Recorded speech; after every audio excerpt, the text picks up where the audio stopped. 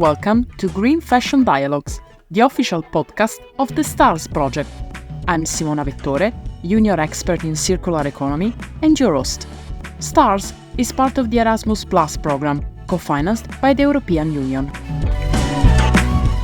In this episode, we will be talking with Alessandra Lopez y Royo, also known as Alex Bruni, an academic, activist and model. She will share the story behind her new book, Sustainable Fashion, Migrants, Embroidery, Ateliers of Social Integration, published by Bloomsbury. We will have the opportunity to learn about what solidarity ateliers are.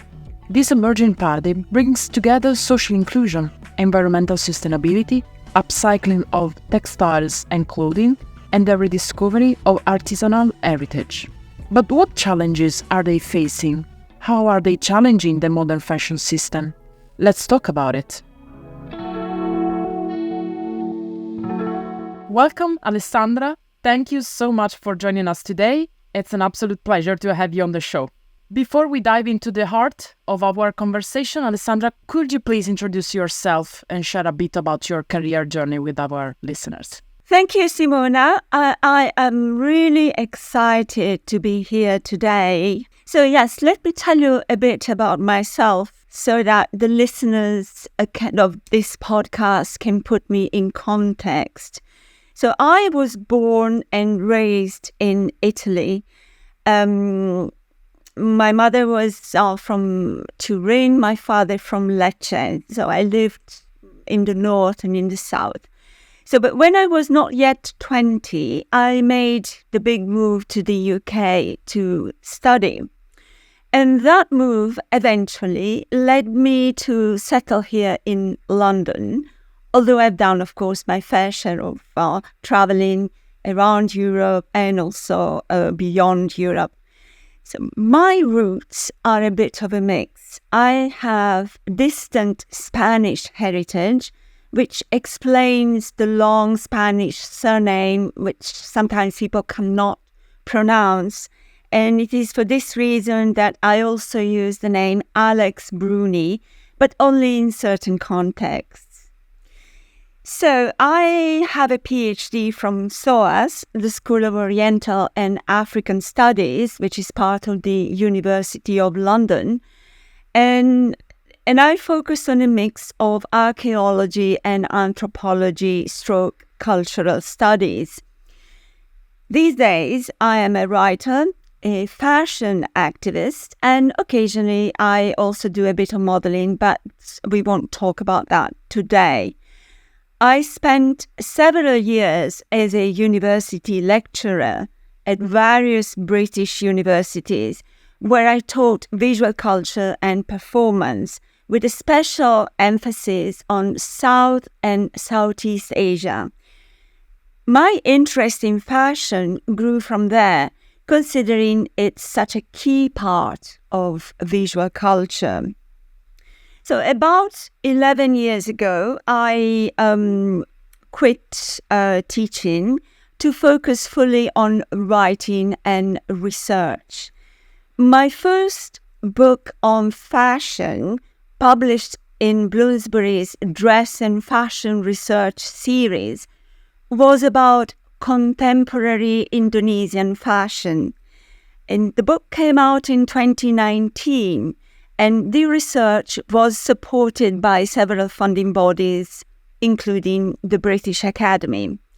For that book, I spent several months in Indonesia, diving into the fashion scene over there. I already had some familiarity with Indonesia from my previous research on Indonesian arts.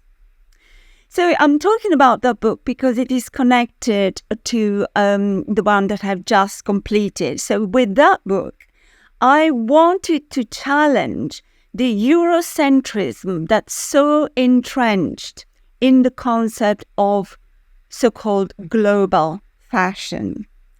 I questioned homogenizing beauty and body image discourses, and also took a closer look at the concepts of tradition and modernity and center and periphery, which are often invoked when discussing countries of the global south.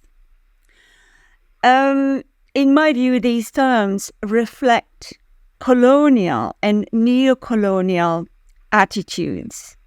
So my recent book, published in the same Bloomsbury series, focuses this time on fashion sustainability, migration and embroidery, particularly looking at what I call solidarity atelier. So my goal with this book is to explore how these ateliers, which operate within a broader economy of solidarity and sharing, are pushing a powerful social inclusion agenda. They encourage migrants and refugees to collaborate, exchange knowledge, and build communities on an equal footing with locals, essentially working to decolonize current notions and understandings of fashion. And in this sense, this book links up with my previous one. Now, let's start with a broad question to the stage. What does fashion mean to you? Okay, for me, fashion is, simply put, the clothes we wear and how we style them on our bodies. You could say that combining fashion design and styling is deeply rooted in Italian fashion culture. However, I see it as an individual act of creativity, not necessarily tied to trends. On a personal level, I also consider it a way to be sustainable. Your clothes don't have to be new. They can be creatively revamped using various sewing techniques. What prompted you to write a book on Solidarity Atelier? I've delved into this quite a bit in my book, which is structured to allow me to present my findings from my perspective, supported by ethnography, but also to share my reactions in what you might call broadly an autoethnographic mode. So I have two chapters, the prologue and the epilogue, that are more introspective, if you like. In the prologue, I recount how the book came to be and why I decided to write it. In the epilogue, I bring everything together, offering suggestions on what to do next, acknowledging my limitations and mentioning what I didn't include and why. The chapters in between are based on my ethnography, but always emphasizing my reflexivity, or rather my self-reflexivity. So what actually prompted me? Okay, it was two unrelated events. First, a news item about a fashion show in Lecce, and as I said earlier, that was my father's hometown, which I had not visited in decades, and that news item caught my attention. The show was put together by an organization working with migrants to promote knowledge exchange in embroidery, the now defunct Migrants du Monde Lecce. Then, separately, I came across an article by Melissa Chaplin, who is now Dr. Melissa Chaplin, in a newsletter from a Fashion Roundtable, an organization in the UK that lobbies for fashion sustainability and policy changes. The article discussed projects where refugees, who are, if you like, a subset of migrants, were working in fashion. I tend to use the terms refugees and migrants almost interchangeably, and I explain why in the book. I mean, economic migrants often live in conditions similar to those of refugees. Anyway, this article highlighted social enterprises and projects mainly in the UK but also in the US that welcomed refugees and helped them refine or acquire new skills. I was intrigued, so I started researching the topic, reading around it, and trying to see what was actually happening. At the same time, I was quite involved in activism around making fashion more sustainable and eco-friendly. So that's how it all began. Initially, I didn't even plan to write a book. But when I realized how much research there was to do, and I started thinking about possible funding, I knew I needed a product, an outcome. And that's when the idea of a book came to life. This took me to Italy, or rather the research took me to Italy, particularly the south, and also briefly to Morocco, and even more briefly to Turkey, to explore different but interrelated projects. Interrelated the way I saw them, but they are quite separate. I was fascinated by the idea of people making fashion together, not necessarily within the current fashion system, although I acknowledge that it's hard to escape the fashion system because of the economic structure in which we live. I was also intrigued by the exchange of knowledge, different traditions, and so different styles of embroidery, for example, on an equal footing, which naturally brought in a decolonial approach, either implicitly or explicitly. That's a great point. Could you briefly tell us what Solidarity Atelier is and what are its main characteristics? And how do you think Solidarity Atelier can help promote sustainability and social inclusion in the fashion industry? Well, solidarity is a pretty broad term, but in this context, it refers to a kind of economy of solidarity.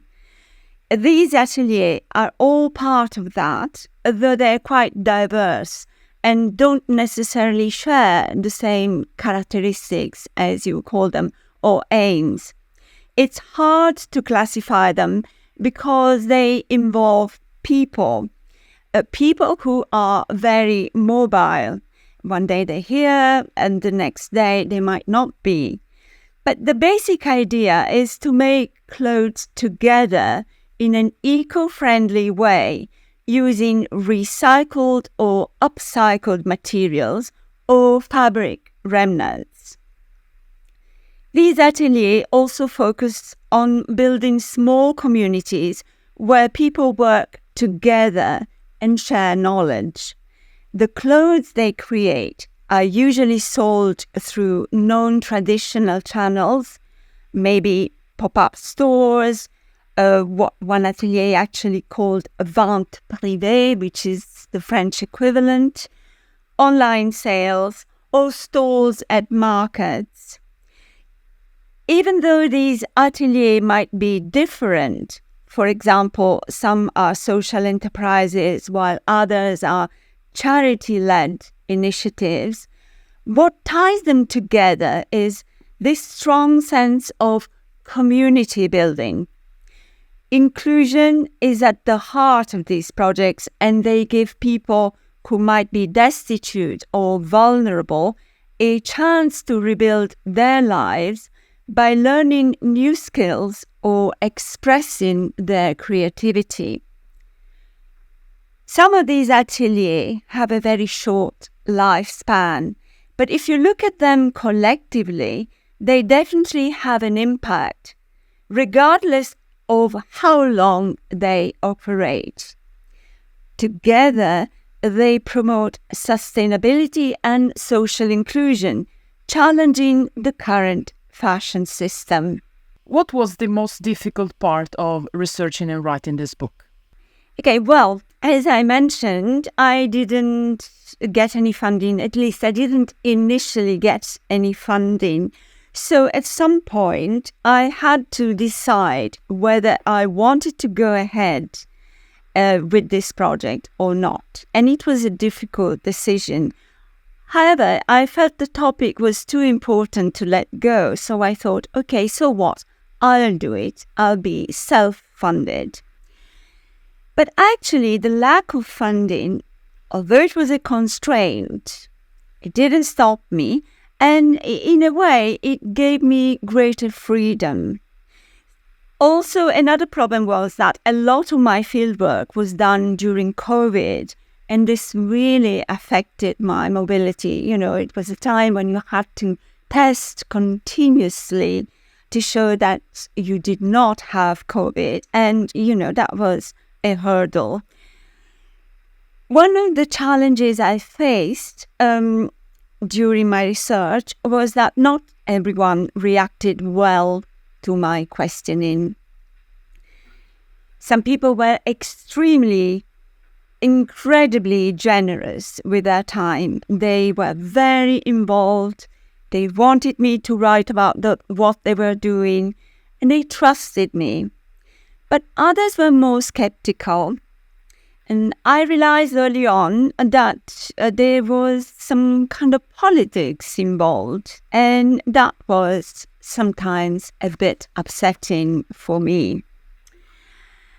Also, as an activist, I have certain beliefs, certain convictions, and I sort of naively thought that everyone shared my views and goals.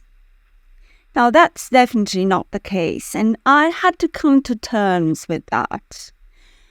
Learn not to be judgmental. Not everyone approaches the issue of so-called social integration. I put that in inverted commas because the term is very slippery and ambiguous. And not everybody approaches this issue in the same way. So in the book, I also critique several of those terms that are often thrown around, from social integration, especially with regard to migrants, to empowerment, and others. And even the very concept of social enterprise, I present a critique of it, relying, of course, on the writings of others who are experts in this field. I really had to examine my own expectations while researching, and then, of course, when I started writing. And I eventually concluded that, in one way or another, these ateliers are all contributing to a major shift, a paradigm shift, I would say. How do you see the future of Solidarity Atelier? Are there new models or approaches emerging?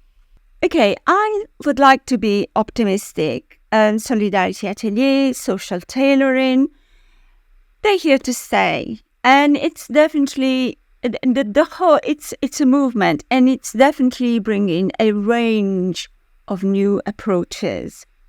What we really need, though, are networks that support each other. One thing I've noticed is that although there's a lot of goodwill, there's also a lot of reinventing of the wheel. People working in isolation and not necessarily communicating with each other. Ideally, we should move away from this mindset of being in competition with each other, which is deeply rooted in capitalism. That competitiveness is part and parcel of capitalism. So instead, we should focus on building networks that support one another. And I will keep on repeating this ad nauseum. Working together rather than separately could help establish a more stable and long-lasting presence for social tailoring, of which, of course, the Solidarity Atelier are a part. So I would like here to comment on the case studies I've presented in my book. I had to choose them very carefully, and I really wanted to focus on what's happening in southern Italy because of its history of immigration and how that ties into the current issue of migration. There's been a lot of fear and misunderstanding about accepting migrants, and I felt these southern projects were truly making a difference. While I greatly admire the projects happening in northern Italy, and I have mentioned a few of them in the book, I thought it was important to shine a light on a part of Italy that doesn't often get discussed. So Rome is traditionally seen as the dividing line between the north and the south, and I wanted to explore what's happening below that line. So I do think that geography plays a significant role in the challenges and opportunities these projects face.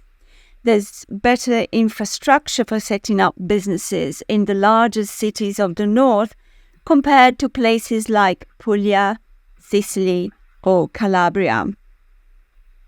These are regions often referred to as touristic, and some people would like to see artisanal fashion linked with tourism, but we can talk more about this. How do you see the link between fashion and tourism? Linking fashion with tourism, well, I'm a bit skeptical about linking fashion with tourism, especially in the Mediterranean regions, because tourism, which has now mutated into over-tourism, is a double-edged sword. I mean, I do remember, I haven't discussed this particularly in the book, but I do remember discussing this particular issue when I was in Morocco with Kenza Benani, who is the founder of New Tangier, an eco-sustainable fashion label. Now, fashion as artisanal production tied to tourism has been and continues to be pursued in Morocco, where in fact there are lots of contradictions because you have at the same time, you have the presence of sort of eco-sustainable social enterprises, but also you have the presence of fast fashion brands that rely on Moroccan workforce. I mean, really, this approach, linking fashion with tourism, doesn't really help to shape a renewed fashion industry overall. Like I said, tourism can be problematic. The explosion of Airbnbs, for example, has had a negative impact in many southern European regions. And I do remember when I went to Lecce after a long gap and I saw all these Airbnbs. I mean, the city was full of them. It seemed that everybody was actually renting out their homes. Now, we don't really want to create the impression that artisanal fashion is for tourists or for tourist consumption.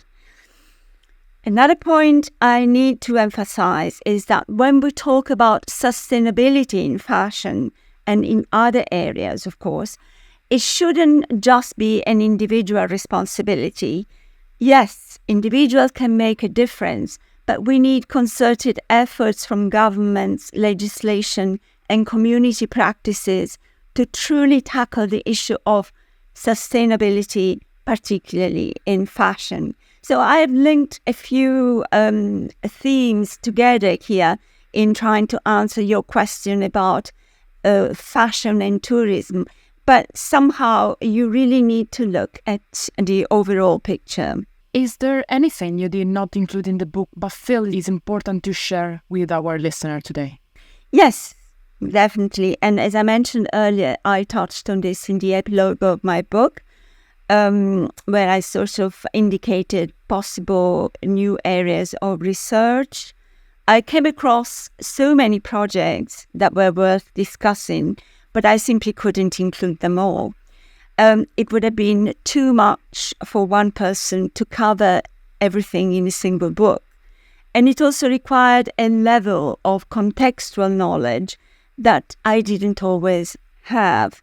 You can't just visit a place for a week and then write an academic paper about what's going on. Some people do, but I've never agreed with that particular approach. It's rather superficial. There are, for instance, some fascinating projects happening in Turkey, but I wasn't able to research them in full. So I limited myself to a brief description of the one I visited in Istanbul, the Kars Şehsi. Please forgive my Turkish pronunciation. The Kars Şehsi project. I think that it means dove. It is inspired by a dove. The emblem is a dove. Another important point I want to highlight is something I realized during my stay in California. While I was writing the book, Stanford University invited me to be an academic visitor for 6 weeks. And my stay in California really was an eye-opener for me. It allowed me to connect some dots, so to speak. What struck me is that going green shouldn't be seen as a class marker of distinction, creating further division and inequality. You see middle and upper middle class people who only eat and dress sustainably, and it can come across as a form of posturing. It's crucial that sustainability is not interpreted in this way. One thing that isn't discussed enough, even by those engaged in fashion activism, is the impact of class. We need to consider class when talking about sustainability, especially in fashion, though of course not exclusively. In the book, I discuss Latin American activism related to fashion making, particularly in the context of decolonial approaches. These movements have a very strong Marxist and anti-colonial thrust, providing a counterpoint and a serious corrective to a lot of the waffling that we see in Euro-American contexts. How do you see fashion industry evolving in the next 5-10 years? I hope the challenge presented by the economy of solidarity, uneven though it may be, will endure. But that's not an easy task. Fast fashion companies and brands continue to thrive, and they're very skilled at adopting the language of a counter-discourse. I mean, in biology, there is the term phagocytosis, which literally is cells that swallow up bacteria or superfluous cells. And I think actually probably in French that's also used phagocité in a metaphorical sense, not in English. But I think that this parallel, this metaphor is is a compelling one because it's basically capitalism eating up, swallowing up, devouring what are the superfluous cells, so to speak, that is, the movements that appear at the periphery. And how is that done? By using their very discourse, the very terms of the discourse. So there's a lot of greenwashing accompanied by greenhushing going on. And we really need to sift through the noise very carefully. You can't just take PR statements at face value. Now, the thing about fast fashion is its affordability. I know it's linked with overconsumption, but there's also this other aspect. And it is true that a lot of sustainable fashion isn't as accessible price-wise. There are people out there struggling just to put food on the table. So I can't blame anyone for choosing to buy from, say, Primark or Shein because they can't afford anything else. So like I said, it's not just about greedy individuals wanting to amass clothes for next to nothing. that is there definitely.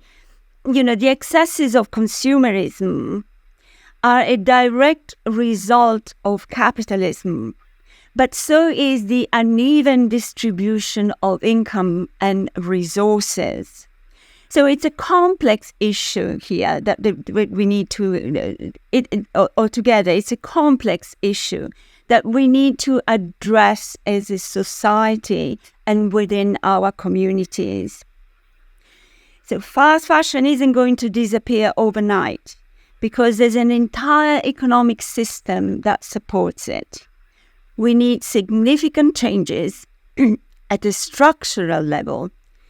However, with the growth of solidarity activities and through education, we can slowly change mindsets. We need a shift in values, but we also need systemic changes.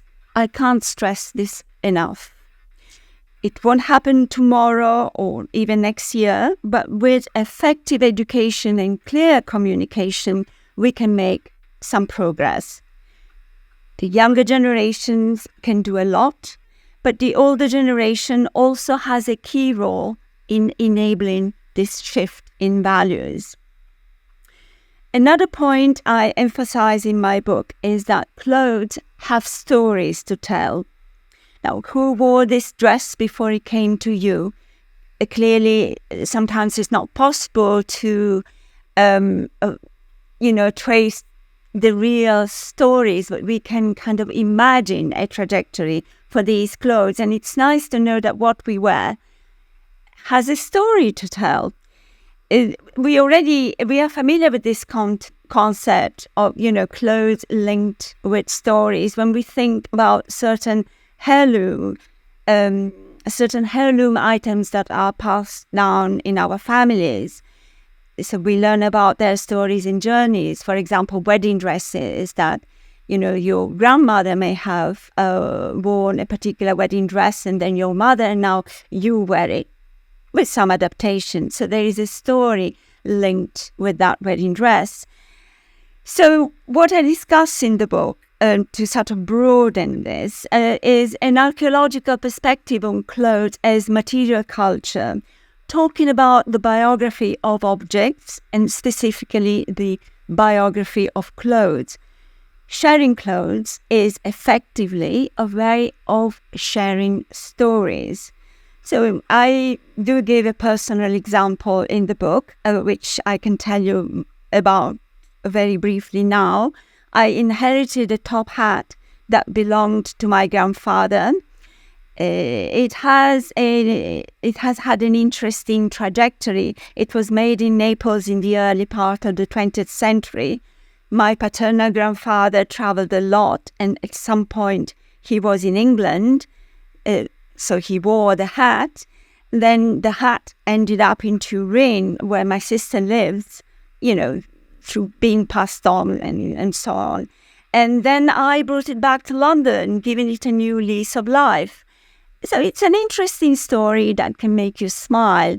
It is the story of a hat. So we can start thinking about clothes this way, if you like. What kind of works are going on in the academic circles about sustainable fashion right now?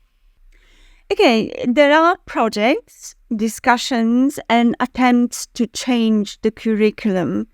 And there's quite a lot happening, in the United Kingdom, but also elsewhere, in Italy too. In most fashion schools, fashion departments, there is a lot of questions that are being asked and attempts to see how people can really enter the fashion industry with a different mindset. However, I have to say here, academic projects are by definition temporarily finite, and that can be a drawback.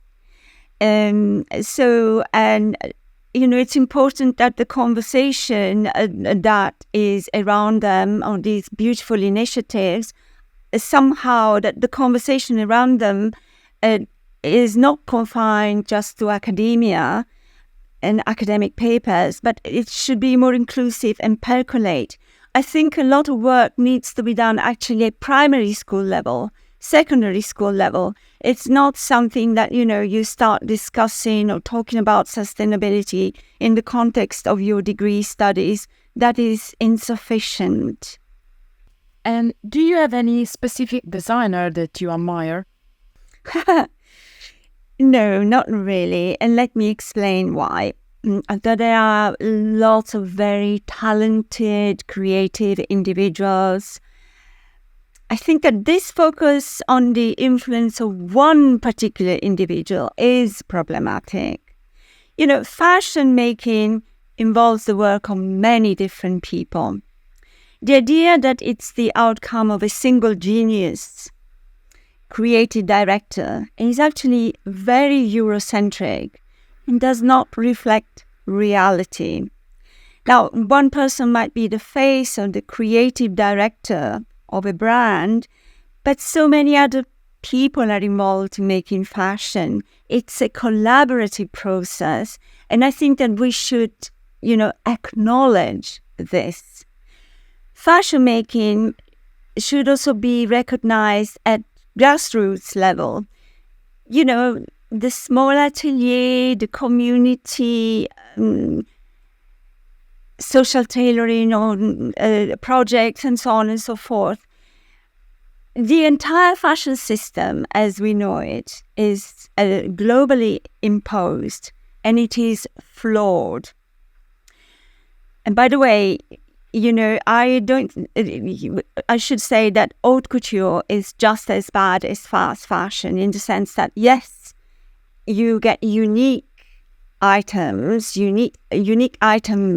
of clothing, which are, of course, very expensive, and only some very privileged people can afford to wear. But the making of haute couture is as exploitative as the making of fast fashion. After all, recent investigations in Italy into world-famous fashion houses paying their workers a pittance and breaking employment laws make that point very clear. And some of the people that often are involved in the fashion houses will say that they knew nothing about it, are in fact migrants, people who may work for next to nothing because their papers are not in order and they need to survive. So that's where the exploitation comes in. So let's not, it's a bit of, let's not live in a bubble and think, oh yes, haute couture is so wonderful. It uses artisanal fashion. It does. But how that is done is a very important question. And I don't think that, anybody can really say, oh no, we are not guilty of exploiting anyone, because in fact they are. It's just the shifting of responsibility. Thanks for sharing. Alex, now that we are moving to the end of our episode, may I ask you, what are your future plans? Okay, with this book, I think I'm done with academic writing as such, at least for now. I'm exploring fiction writing these days. My role model is the British-Turkish award-winning writer Elif Shafak, who is also an activist, and she uses her writings, her podcasts, and her social media presence to make a difference. So, obviously, I'm not comparing myself with her, but she's a role model for me. And what advice would you give to people who want to develop their own ethical and sustainable fashion project? Okay, this is quite a complex question, and I will answer it as a lay person.